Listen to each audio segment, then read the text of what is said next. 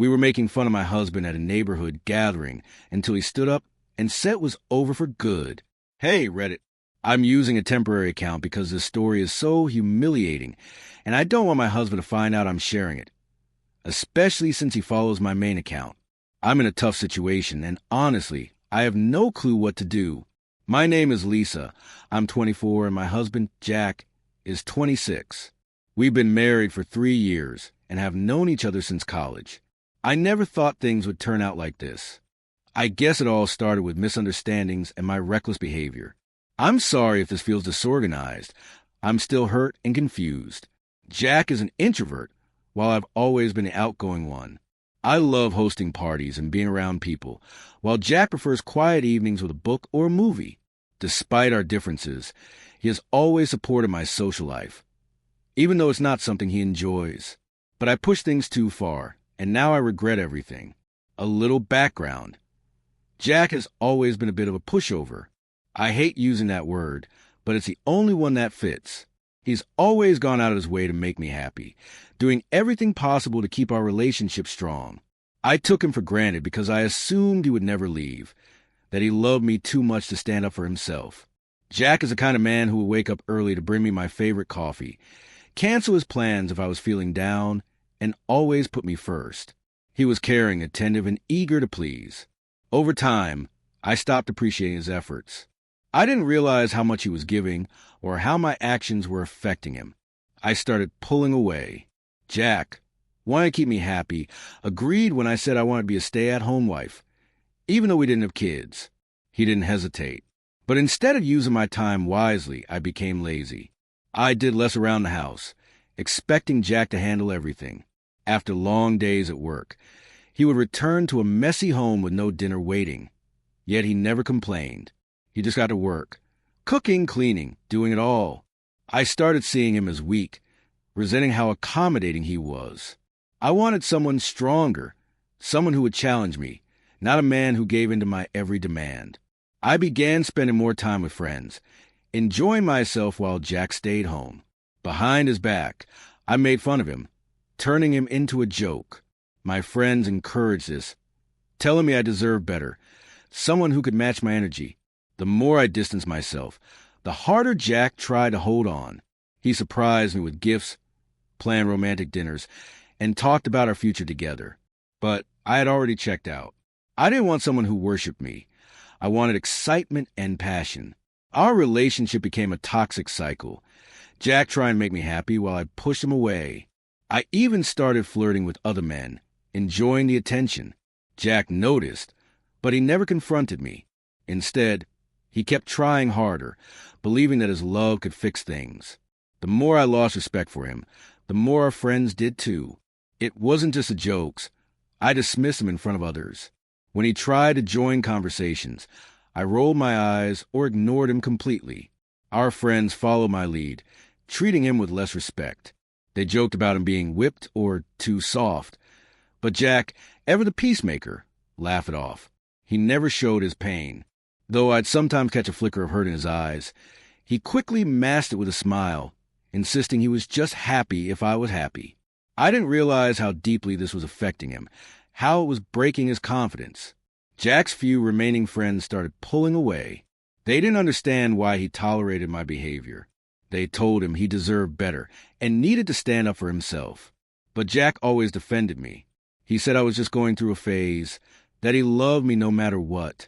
The more he defended me, the weaker he seemed and the less respect I had for him. It became a cycle I didn't know how to escape. I started surrounding myself with people who fueled my behavior, telling me I could do better than Jack, that I should find someone more on my level. Meanwhile, Jack withdrew into himself, throwing himself into work, taking on extra projects and longer hours. He became quieter, more distant, avoiding social gatherings. When we did go out, he stayed in the background, letting me take center stage. I was too caught up in my own world to see how much this was affecting him. Looking back, I can see how unfair I was to Jack. He was a kind, loving partner, and I treated him terribly. My insecurities and constant need for validation created a wedge between us. I pushed away the one person who truly loved me. There were so many moments when I disrespected Jack. And since I feel like venting, I'll share a few with you. Sorry if this gets long. It all started months before the neighborhood party. Around the time I began distancing myself from Jack, I had reconnected with some old college friends who had recently moved to the area. They were fun, carefree, and lived the kind of life I thought I wanted. One Friday, my friend Tina invited me out for a girls' night. It was supposed to be just dinner, but it quickly turned into a wild night of bar hopping and dancing. Jack, always a supportive husband, encouraged me to go. He even gave me extra money to cover any expenses. I accepted without a second thought. That night, for the first time, I openly mocked Jack in front of my friends.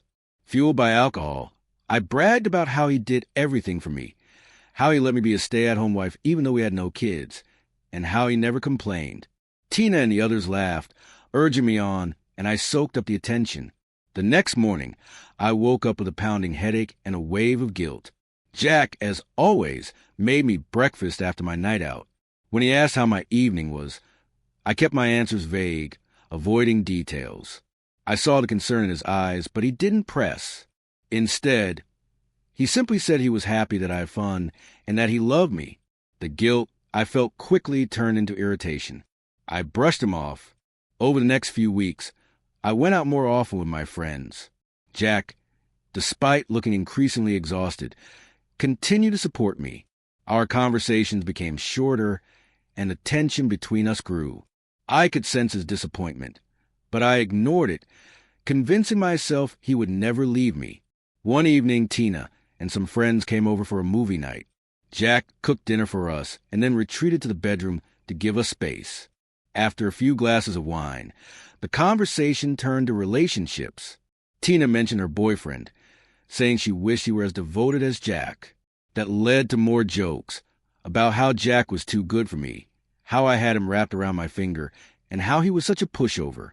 Fueled once more by alcohol, I joined in, ridiculing Jack's habits, his peculiarities, and how he would go to great lengths for me. I even jested that if I told him to jump off a cliff, he'd simply ask how high. The laughter from my friends gave me a false sense of power, even though deep down, I knew it was cruel. Jack must have overheard everything, but he never acknowledged it. The following morning, he acted as if nothing had transpired, though the sorrow in his eyes was unmistakable. He gently kissed my forehead, whispered that he loved me, and left for work. A pang of guilt surfaced, but I quickly suppressed it. The final breaking point arrived a week before the neighborhood gathering. Jack and I had been invited to a barbecue at our neighbor's home. It was a beautiful, sun-drenched day, and everyone was in high spirits. As always, Jack was the ideal husband, grilling, ensuring everyone had food and drinks, and being his usual considerate self. At some point, the conversation veered toward relationships, and we began discussing how much effort our partners put into them. I started boasting about how Jack did everything for me, how he fulfilled my every demand, and how he was the epitome of a devoted spouse. My friends laughed, making playful jabs about how obedient Jack was and how I had him wrapped around my finger. Jack stood nearby, listening to every word. Instead of feeling victorious, I felt ashamed, yet my desire to impress my friends outweighed my conscience. I laughed along, making even more demeaning jokes at Jack's expense. That night, when we returned home, Jack didn't utter a single word. He walked straight to our bedroom, leaving me alone in the living room. I sat there for a long time, torn between resentment and remorse. I knew I had pushed him too far, but I had no clue how to mend it. I convinced myself that, as always, everything would blow over and that Jack would forgive me, just like he always had. I was utterly oblivious to the fact that the barbecue had been the final straw for Jack. The neighborhood party was the beginning of the end. It was just another casual get-together, something our close-knit community regularly enjoyed. These gatherings were an opportunity to unwind, catch up, and have fun. But that night, I made an irreversible mistake. Our neighbors had organized the event, and everyone was relishing the evening. As expected, Jack manned the grill while I chatted with my friends. After a few drinks, the conversation turned toward our husbands, and naturally, Jack became the focal point. My friends were well aware of how devoted Jack was to me, and they found it amusing. Someone remarked on how fortunate I was to have a husband who would do anything for me. Feeling tipsy, I chuckled and playfully exaggerated how Jack never refused, how he always yielded to my wishes, and how he sometimes seemed utterly spineless. The teasing continued, my friends egging me on with jokes about how whipped Jack was. Then, an abrupt silence fell over the group. I turned to see Jack standing there. His face drained of color, his expression void of emotion. He had heard everything. Jack approached the table where we sat, locked eyes with me, and firmly said, "We need to talk." Stunned, I hesitated but followed him. The party carried on, but I felt the weight of every gaze fixed on us. Then Jack spoke the words that shattered my world. "I'm done." At first, I assumed he was joking, but Jack's face was devoid of humor. He calmly stated that he was exhausted from being disrespected by me and by everyone else. He declared that he was leaving and that I would not be returning to our home. My belongings, he said, would be on the porch. Then, without another word, he turned and walked away. I stood there, frozen in disbelief. As he disappeared into the night, I felt the eyes of the crowd on me, their expressions a mix of pity and shock. They may not have heard our conversation, but the tension between us and Jack's abrupt departure made it obvious. Something terrible had occurred. Panicked, I rushed home, hoping to fix things, but by the time I arrived, Jack was already packing my belongings. I begged him to stop, sobbed, and tried everything I knew that usually swayed him, but it was as if a switch had flipped inside him. He wouldn't even meet my gaze, let alone listen. He continued packing methodically, unwavering in his decision. Once he was finished, he tossed my things outside and ordered me to leave. I refused, pleading with him, but then he threatened to call the police. I saw the unwavering resolve of his eyes. He was serious. I had no choice but to go. As I stepped out, I felt the eyes of the neighbors upon me, watchful, judgmental, indifferent. Even my so-called friends didn't come to my aid. They merely stood at a distance, observing in silence. I trudged down the street, clutching what little I could carry, tears streaking my face. My mind raced, struggling to process what had just unfolded. I had underestimated Jack for far too long, never believing he would ever stand up to me. I ended up at a nearby park, still in shock, and called my father. Thankfully, he arrived quickly. Disappointment clouded his face as he listened to what had transpired, but he took me home nonetheless. I've been staying at my parent house for a few days now, and I'm utterly lost. I've tried reaching out to Jack, but he refuses to answer my calls or respond to my messages. I feel lost and have no idea what to do anymore. This environment is far more toxic than I ever imagined, and I should have anticipated it. Look, I understand that I made mistakes. I don't need constant reminders from everyone. I came here seeking advice, not insults. Can you all just stop? The hostility is overwhelming, and I regret ever posting here. I wanted guidance, not condemnation. To answer some of your inquiries, no, I don't have a job at the moment. I literally mentioned that in my initial post, so I don't understand why people keep bringing it up. No, my relationship isn't over. I'm still hoping we can mend things. And no, this isn't fabricated. I have better things to do than concoct a false narrative just to post on Reddit. Yes, I'm aware that I need to find a job and rebuild my life, but it's difficult to focus when my mind is consumed by thoughts of Jack. I miss him terribly, and it pains me to know that my actions drove him away. If only I could turn back time, but I can't. To those who have offered genuine advice, thank you. Your words have been a beacon of hope during this dark period.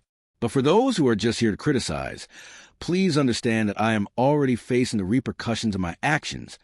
I don't need additional negativity.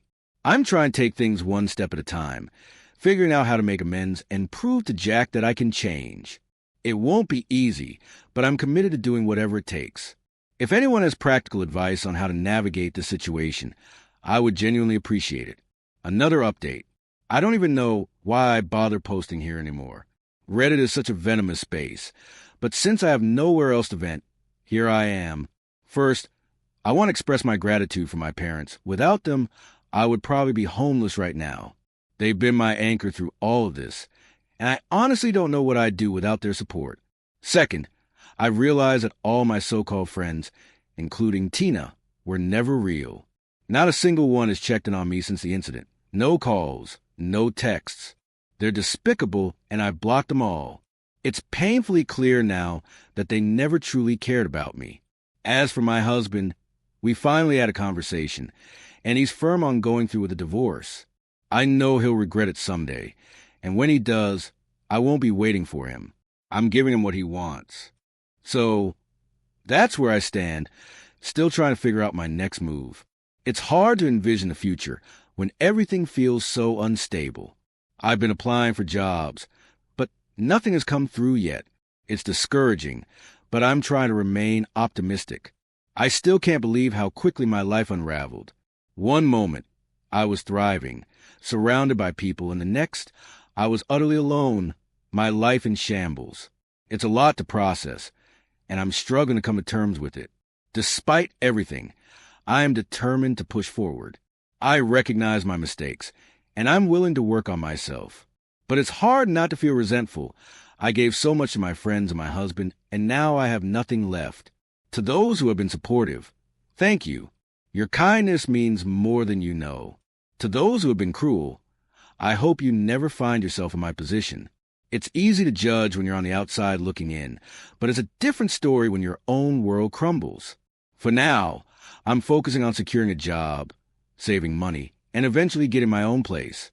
It's going to be a long journey, but I'm determined to get there. I don't need anyone's pity or judgment, just the strength to keep moving forward. Final update. Hey, Reddit, it's me again. I know I said my last post was a final update, but I wanted to fill you in one last time.